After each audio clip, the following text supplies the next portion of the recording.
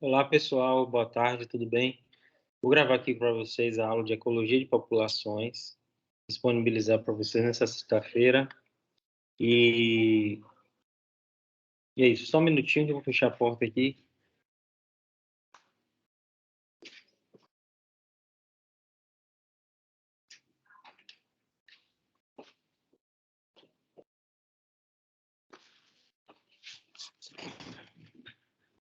Bom, vamos lá, vou compartilhar a tela.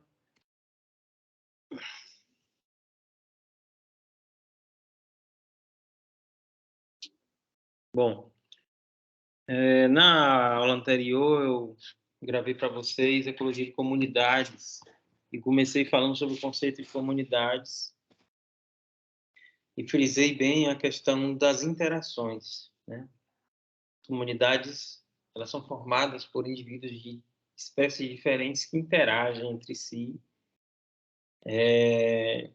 e essas interações não são interações eventuais, ocasionais, elas são interações históricas que, por seleção natural, né, interações seletivas, resultou em adaptações. Os indivíduos e as espécies adquiriram adaptações, né, que as caracterizam para fazer, entre aspas, para fazer as funções que elas fazem no meio, né? Então, de tanto elas interagirem umas com as outras, né, a natureza foi moldando, né, a seleção natural foi moldando como essas características se estabeleceriam dentro da comunidade. E isso deu para as espécies papéis específicos no meio, né?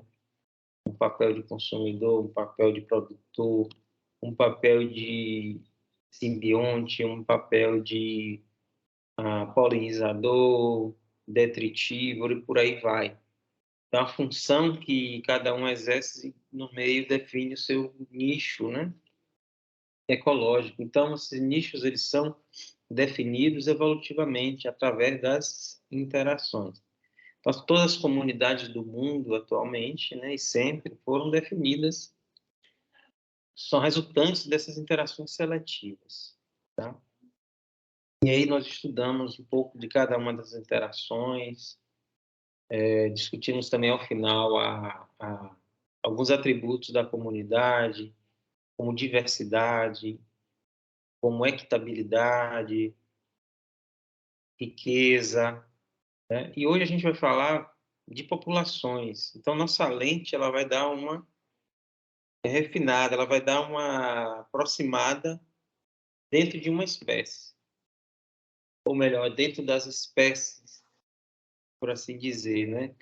Já vamos falar aqui de atributos de uma espécie e não de uma comunidade, mais de uma espécie. Nós vamos estar falando aqui de coisas relativas a uma espécie, a espécie humana, a espécie de cães domésticos, por aí vai. Eu estou falando de um grupo específico, um grupo taxonômico, um taxon específico, a espécie, beleza?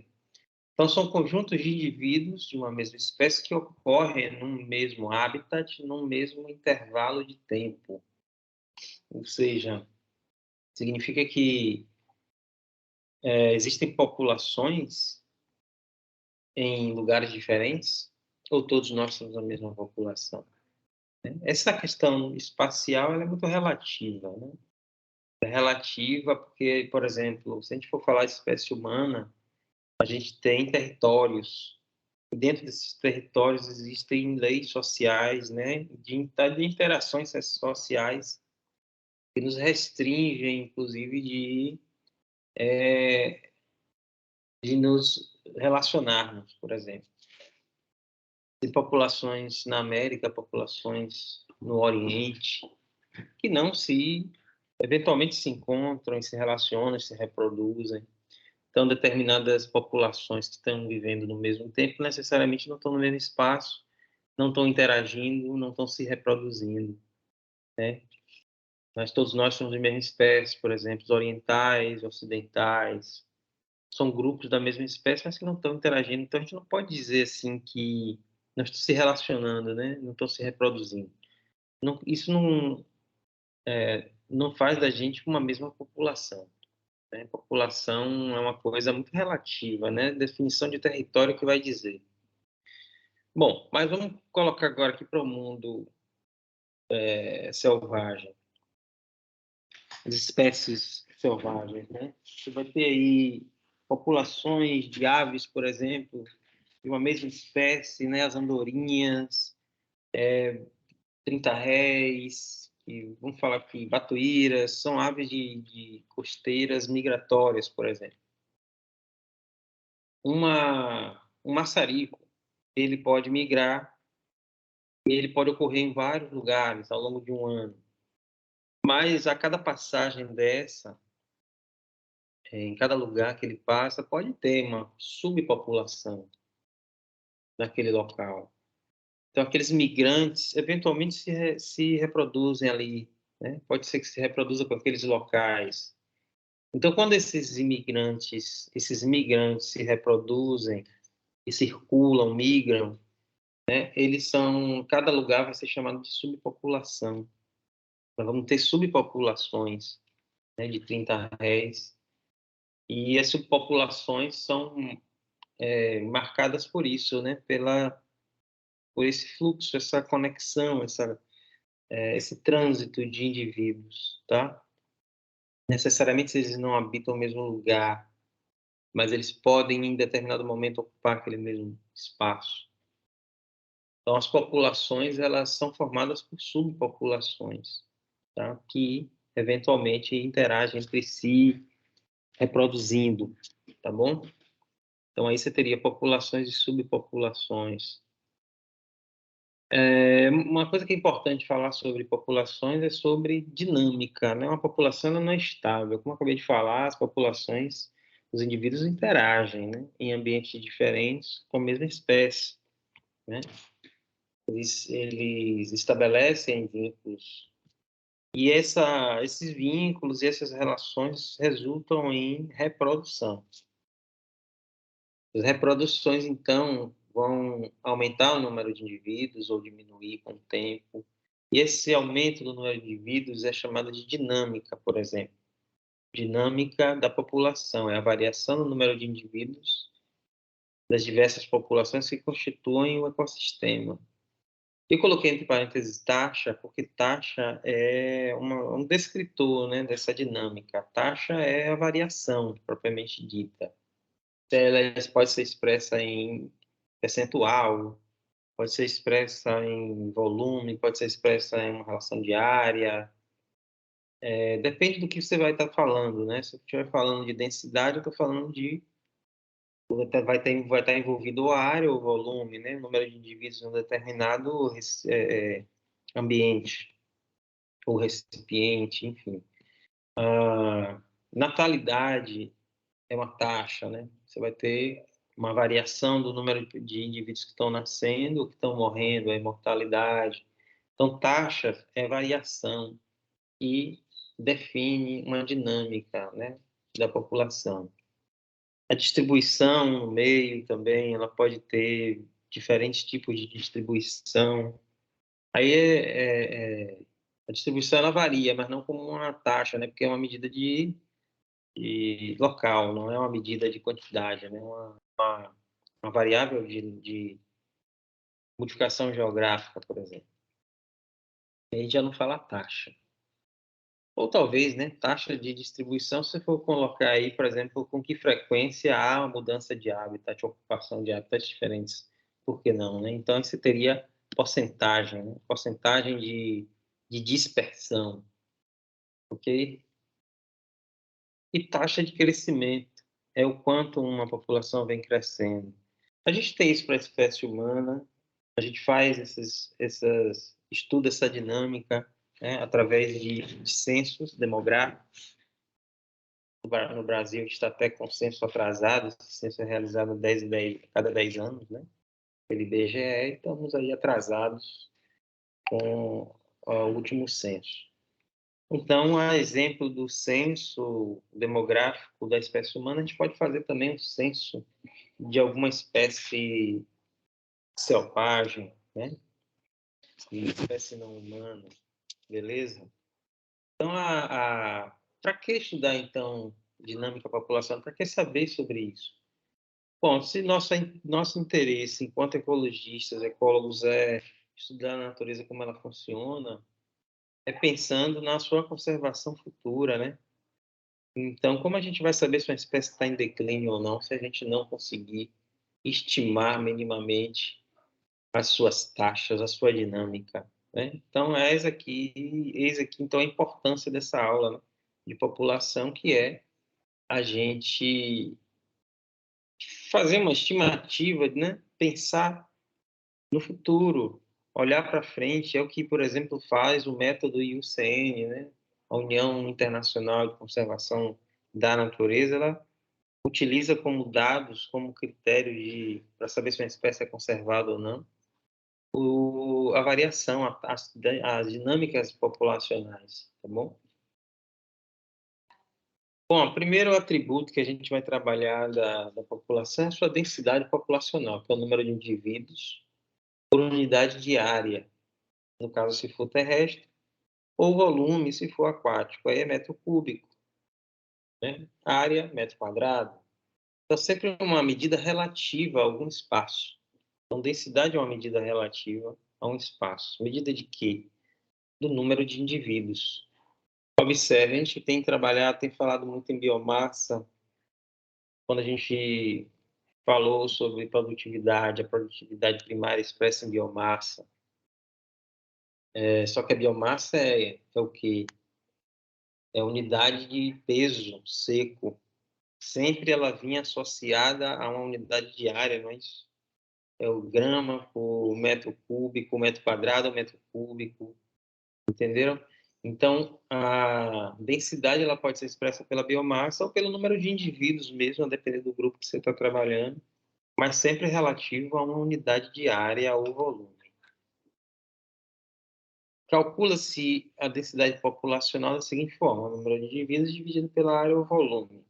Isso parece muito simples, né? Mas se você for pegar na natureza e há diversas espécies diferentes, como é que eu vou contar o número de borboletas? Como é que eu consigo contar o número de árvores em determinada floresta? Eu sempre vou me perder e eu nunca vou ter certeza se eu estou contando corretamente, né? Então, o que é que os ecologistas pensaram? Em geral, é mais importante saber se a população está mudando do que saber se o seu tamanho em algum momento. Por exemplo, como a gente sabe que nunca vai ter acesso a esse dado, né? Quantas árvores existem na floresta, tal e tal e tal. A gente procura saber se ela está crescendo, né? O número de indivíduos daquela espécie está aparecendo ou diminuindo, que é muito mais prático e é muito mais interessante do ponto de vista da conservação, porque o que a gente quer é falar sobre declínio, falar sobre crescimento, saber se uma coisa está se perdendo, se uma coisa está sendo mantida e como ela está sendo mantida, entende? Então, o melhor é estudar a taxa, a variação. E aí recomendam-se alguns índices, né? Alguns descritores, como a abundância relativa e a frequência de ocorrência. A abundância relativa, ela é relativa a alguma coisa. É abundância, né? É uma expressão do número de indivíduos de uma população em relação ao número total de indivíduos em todas as populações da comunidade, né? Naquele local ou naquela amostragem. Como assim, professor? Tem muita coisa aí, eu não entendi. Bom, é só você chegar, vamos supor que você está trabalhando com... Eu gosto de pegar o exemplo de aves, mas vamos trabalhar com peixes. Vamos supor que você está aqui num trecho do rio São Francisco, e aí você quer estimar a abundância relativa de uma espécie de peixe.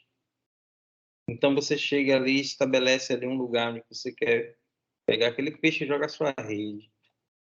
Aí vão vir vários peixes de espécies diferentes, em quantidades diferentes. Aí você chega depois em casa e faz uma tabelinha. Coloca lá a sua tabelinha, espécie 1, quantos bichos, quantos indivíduos? 10. Espécie 2, que é a sua espécie de interesse. Apareceu lá quantos indivíduos? 4. Aí por aí vai, né? Depois que você tiver uma lista, vamos supor que você encontrou 10 espécies e quantificou o número de indivíduos de cada um deles, você faz a soma total. E aí você encontra, vamos supor, 200 indivíduos totais. E o que você tinha interesse era a espécie 2, que foram só 4 indivíduos, certo? E aí você vai dividir 4 por 200. Então você vai saber o quanto ele representa, qual é a abundância dele em relação à amostra toda. Vai dar 0,008, 0,08, que é 8%, né, da sua amostra. Então, não é nem 10% da sua amostra. Ok? Então, normalmente, a abundância relativa ela é uma medida que se expressa também em porcentagem. Outra coisa é a frequência de ocorrência. Eu não sei se ficou claro, né? Vou repetir aqui. Na abundância relativa, você... Era para ter um slide aqui para colocar, me perdoe, mas eu vou falar devagar. Você vai lá e amostra peixes. Aí você quer a espécie 2. Você quer saber qual é a abundância dele, ou seja, quanto ele representa naquela comunidade. Então, você vai pegar lá, joga a sua rede, aí pegou 10 espécies, né? Vamos supor que você pegou 10 espécies e foi quantificando o número de indivíduos de cada espécie. E aí você botou e somou no total, depois lá, todos deu 200 indivíduos que você pegou. Independente das espécies. Você coletou 10, 20, 200 indivíduos, só que a sua espécie, que você tinha interesse, foi só 4. Então, para calcular a abundância relativa dele, a abundância da sua espécie em relação ao total, por isso que é relativo, né?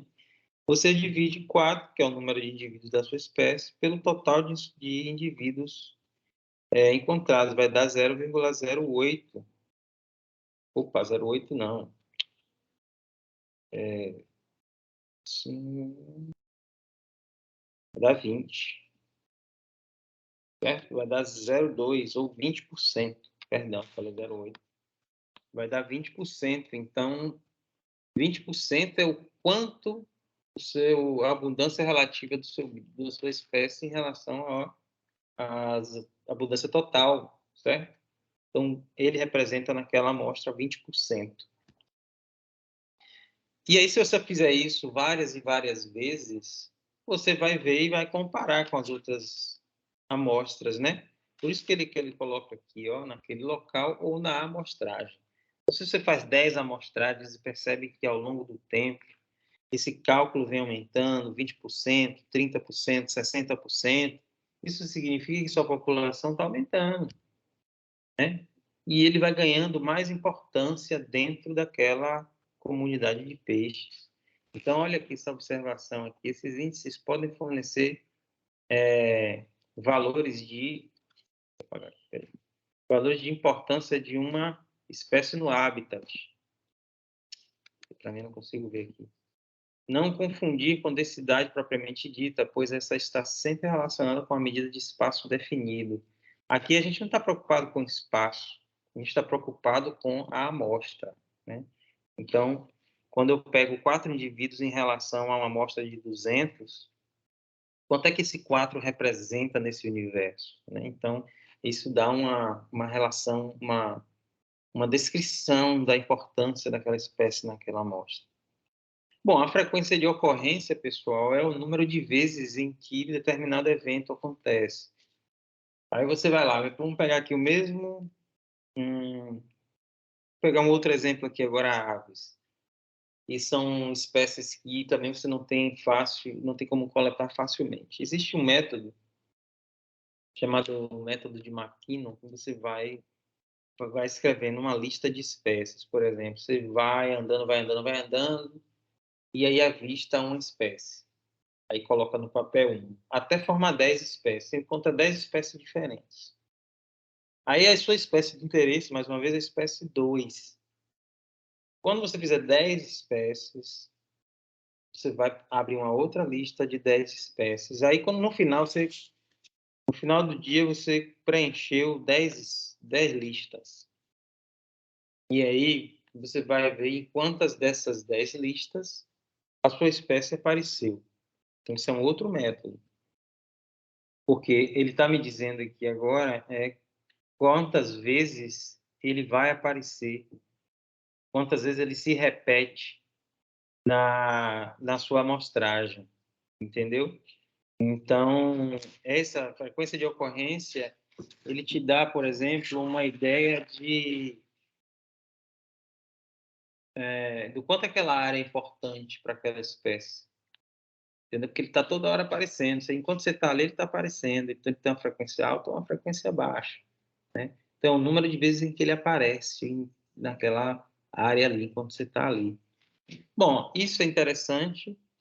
Né? Não necessariamente é densidade, mas ele mostra mais ou menos que aquele ambiente é um ambiente típico daquela espécie. Então, você já pode inferir, por exemplo, que é uma espécie que gosta daquele ambiente ali, tem alguma coisa que faz ele ser atraído ali.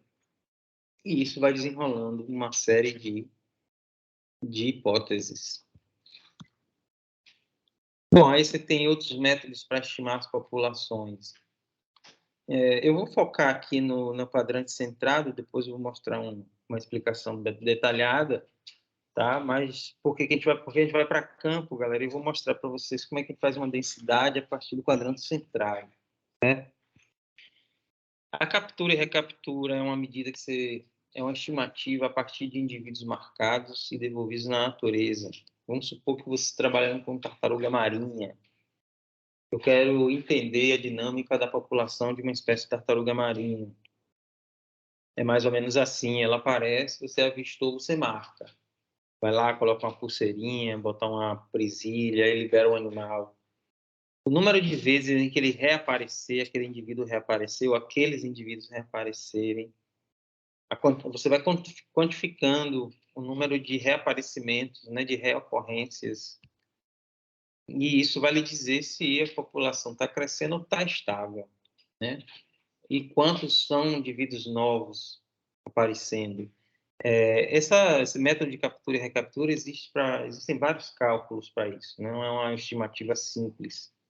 Eu vou deixar para falar sobre ela numa prática que a gente vai fazer, vocês vão fazer simulando com grão de feijão, por exemplo.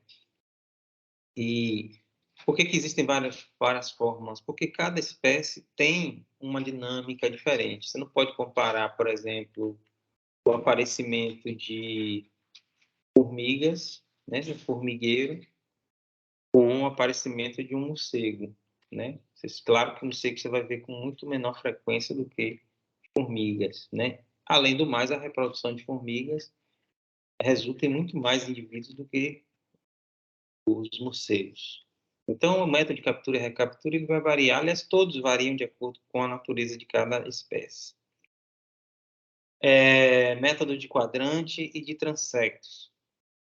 Os métodos de quadrante, eles visam contagem de indivíduos em lote ou transecções, no caso de transecto, de um tamanho e número apropriados para ter uma estimativa de densidade diária.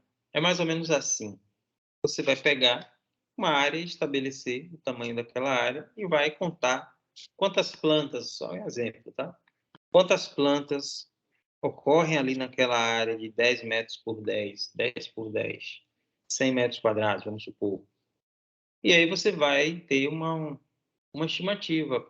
Agora, isso só é válido para quando você tem certeza que a espécie está lá, a espécie césseis, né? Ou seja, presas. Transecção é mais ou menos parecido, só que ao invés de você usar uma área, você usa um cordão, um barbante, né? E segue esse barbante. O pessoal que trabalha muito com invertebrados, aranhas, quando quer fazer uma estimativa de população, eles pegam um barbante no meio da floresta e trazem esse barbante, andam durante 50 metros, ao longo de 50 metros. E aí fica uma pessoa de um lado do barbante e outra pessoa do lado do barbante. E solta o tempo. Vamos supor 30 minutos.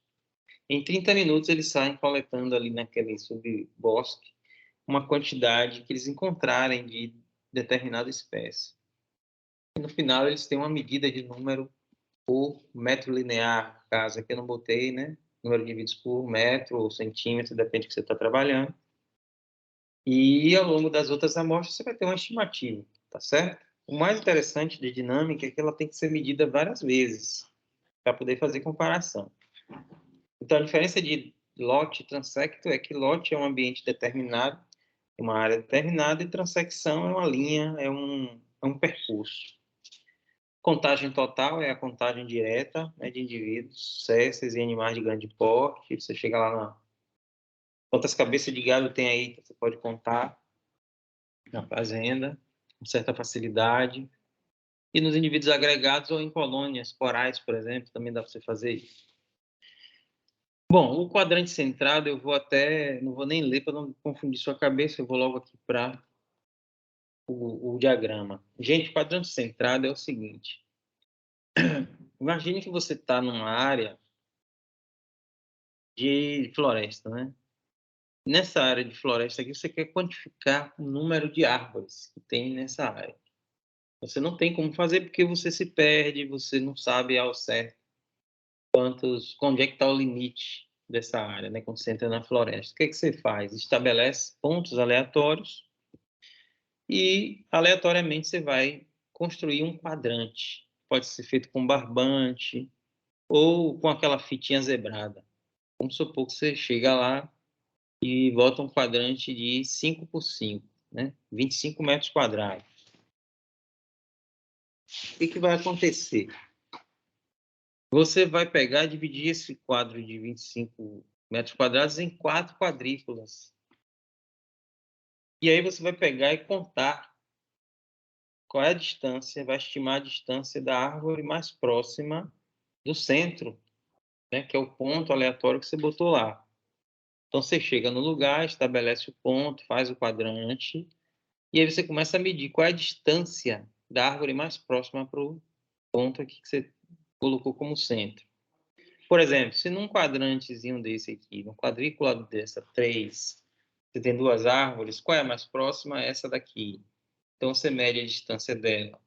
Aí você já gera um valor D3, D1, D2, você vai vir até aqui, que é o mais próximo a essa árvore, aí você mede. D4, você tem duas árvores, você mede aqui. E aí você replica isso em vários outros pontos aleatórios. Ao final, o que é que você vai fazer? Vai somar as medidas de cada distância de uma árvore para o ponto. Ou seja, em cada quadrante, em cada amostra, você vai ter quatro medidas. O que é que você faz no final? Você soma essas medidas e divide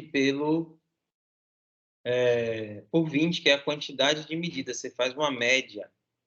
Né? Você faz uma média, então a densidade vai ser o valor médio das medidas, né, de distância de cada transecto. Então, soma tudo, divide pela quantidade de amostras, de medidas. Como vai? Peraí. Depois você vai encontrar o valor médio. E o valor médio por 25 metros quadrados, que é a sua medida de referência, que é o seu quadrante. Beleza? Aí, se eu quiser saber por metro quadrado, é só você fazer uma regra de 3.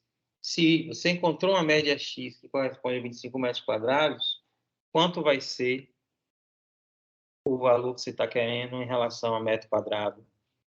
É só você fazer a regra de 3. E aí você vai ter o número ou densidade de indivíduos por metro quadrado, a partir do método de quadrante centrado. Nós vamos fazer uma prática disso aí. Bom, outro atributo da população é a distribuição ou dispersão espacial. Alguns autores costumam falar em distribuição se referindo apenas ao local de ocorrência, tá?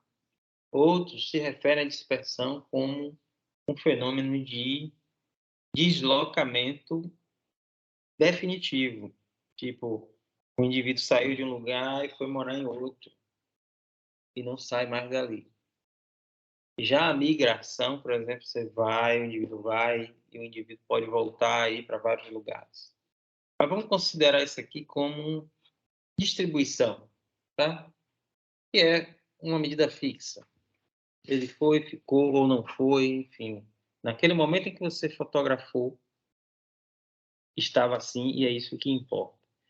Então, o primeiro tipo de distribuição é o tipo agrupado ou agregado. É quando você tem os indivíduos todos muito próximos uns dos outros, né? E esse modelo é muito típico de se encontrar, por exemplo, com espécies de mamíferos, porque tem cuidado parental. Mamíferos, eles na fase inicial de vida precisam ficar com a mãe amamentando, então tem cuidado naquela fase. É diferente de répteis em geral, que ao nascerem dispersam, não tem cuidado parental. Anfíbios, eles nascem em forma de girino e eles estão restritos às poças onde eles são, onde os ovos eclodem, né? Então, normalmente vai ter uma distribuição agregada na fase inicial e depois ela vai ter, os adultos vão tomar outro rumo. Bom, então é comum em espécies com hábitos gregários ou agregados, cuidado parental contínuo ou em indivíduos coloniais. Existe uma tendência a se obter amostras com densidades altas ou baixas. Porque imagine você, se você fizer aqui, dividir em quadrantes, cada quadrante aqui pode pegar 3 indivíduos, outro aqui vai ter um.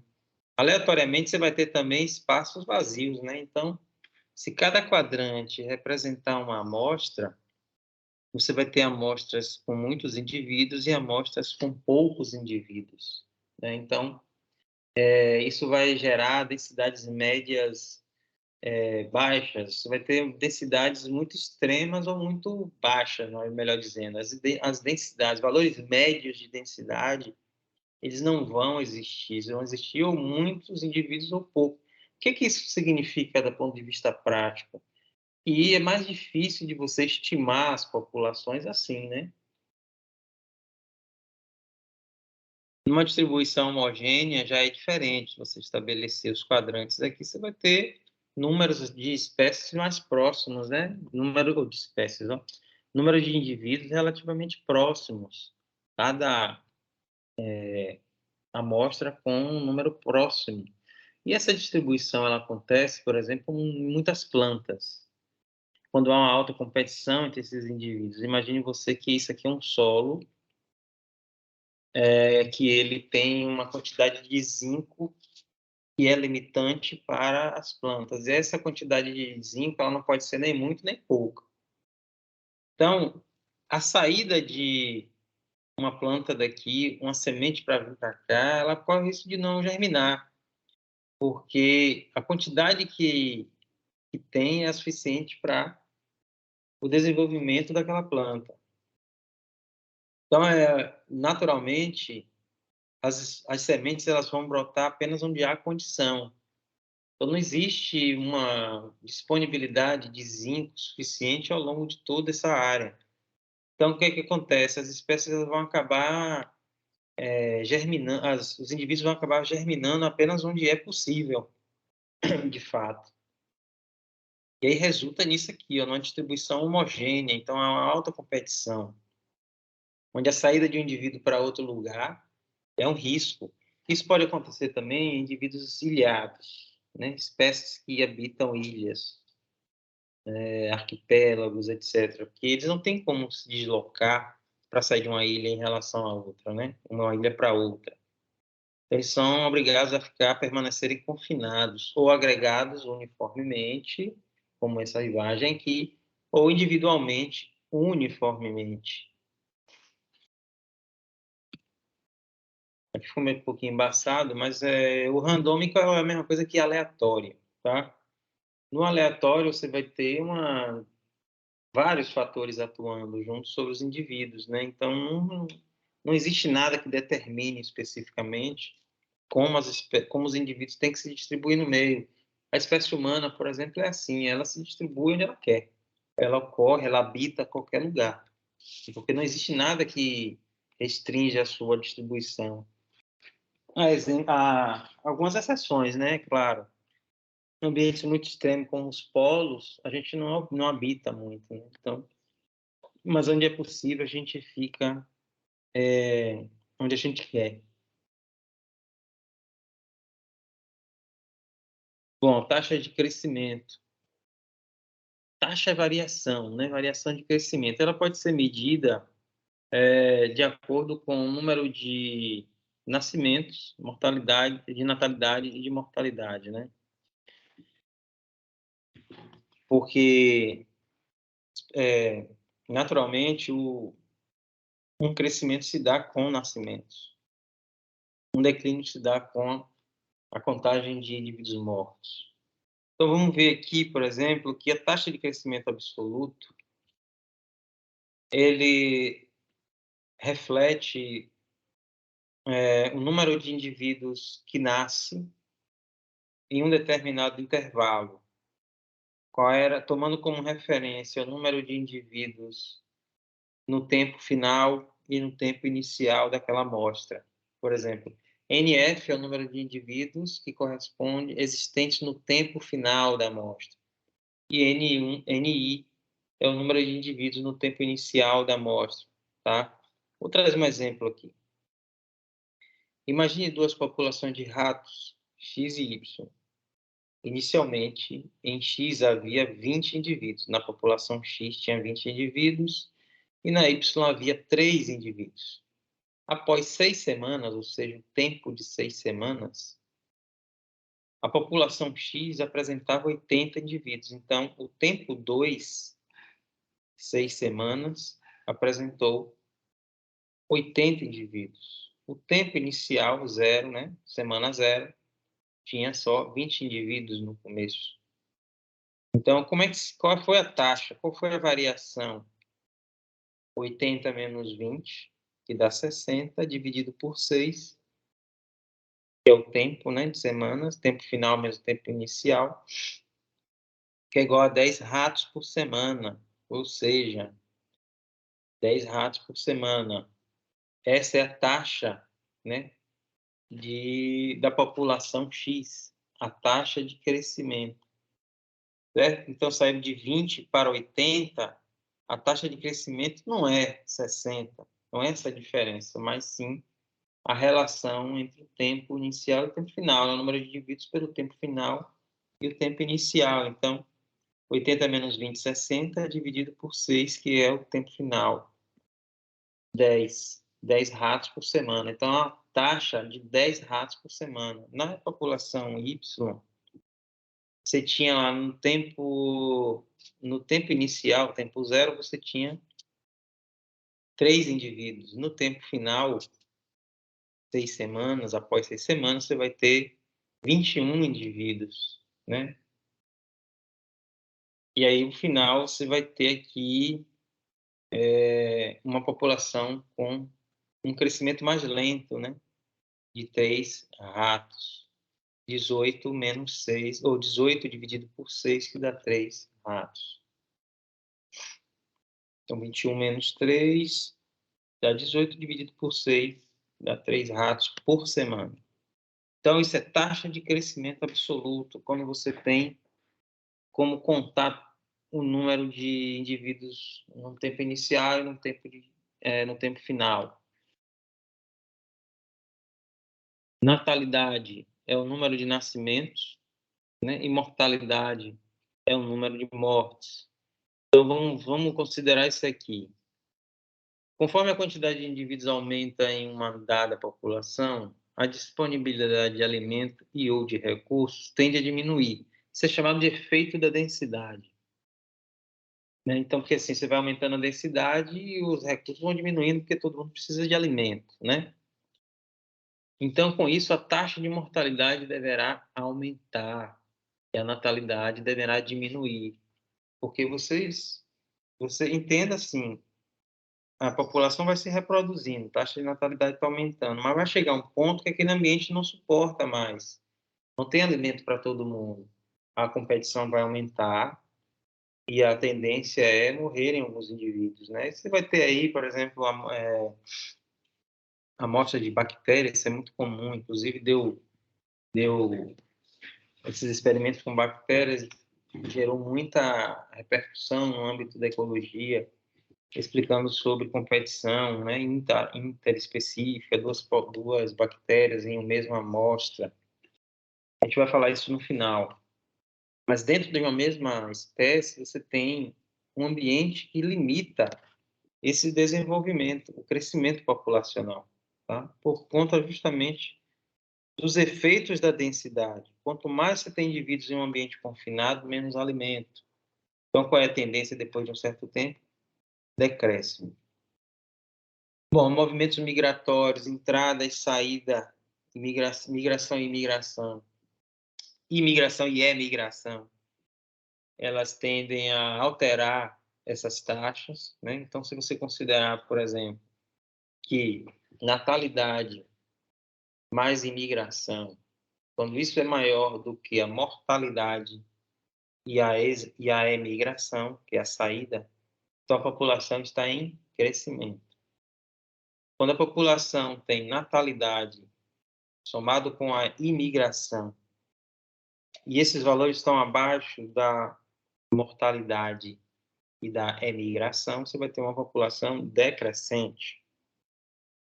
E quando nascimento mais imigração é igual a morte e imigração, então você vai ter uma população estável, contínua, ok?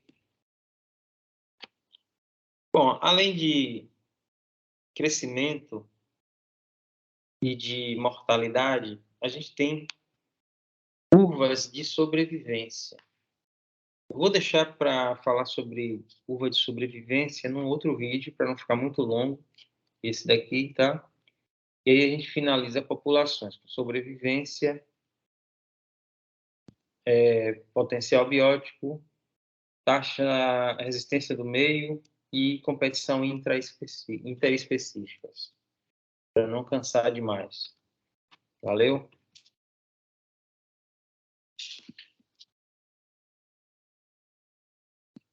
Então, até a próxima.